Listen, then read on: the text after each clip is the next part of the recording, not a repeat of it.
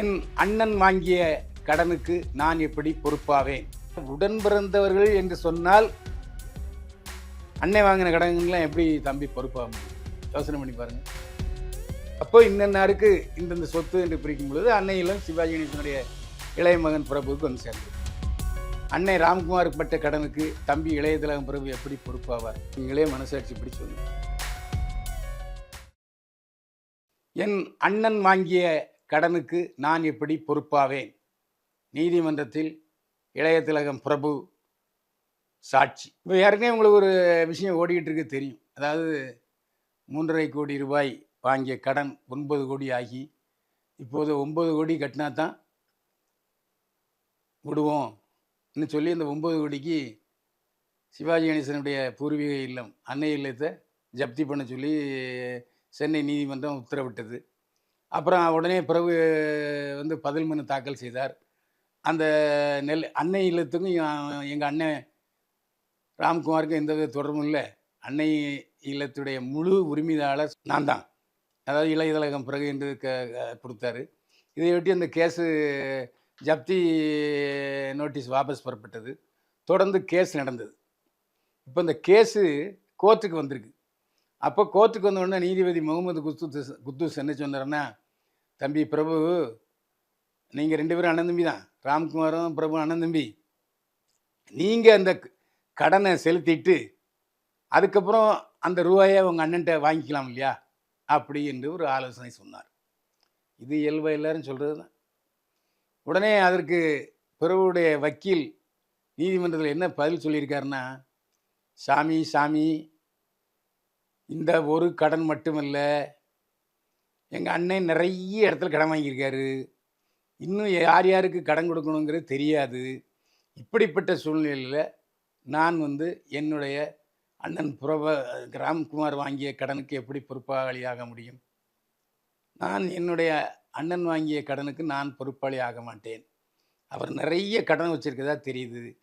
இந்த சமயத்தில் நான் ரிஸ்க் எடுக்க விரும்பலை என்று கோர்ட்டில் பதில் சொல்லியிருக்கிறார் இளைய திலகம் பிரபு. இது இளைய திலகம் பிரபுவை பொறுத்தவரை சரியான விவாதம்தான். ஏங்க, தாயும் மகனுனாலும் வாயும் வயிறும் வேற.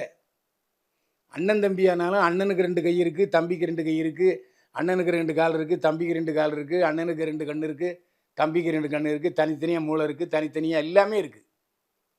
எனவே உடன் பிறந்தவர்கள் என்று சொன்னால் அன்னை வாங்கின கடன்கள்லாம் எப்படி தம்பி பொறுப்பாக முடியும்? யோசனை பண்ணி பாருங்கள். 2வது, அவங்க அப்பா உயில் எழுதி வச்சுருப்பார். உயிலில் சிவாஜி கணேசனுக்கு 2 மகள்கள் 2 மகன்கள், 4 பேருக்கும் சொத்தை பிரித்து வச்சாச்சு.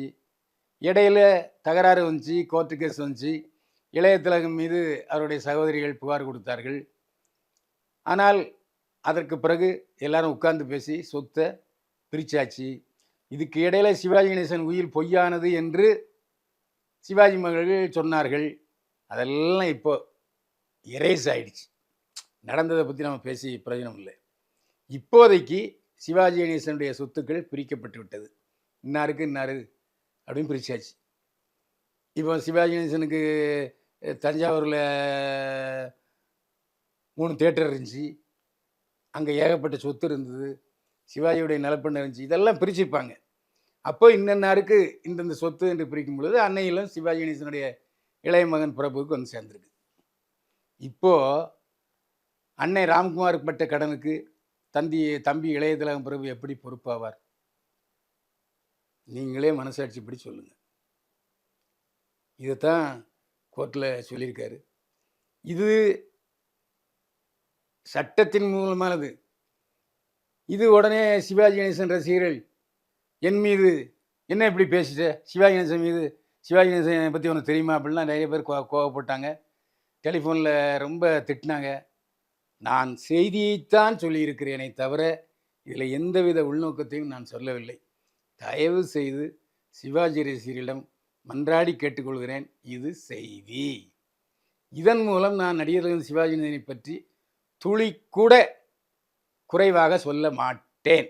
நேரலை யதார்த்தமான சினிமா பதிவுகளுக்கு சேனலை சப்ஸ்கிரைப் பண்ணுங்கள்.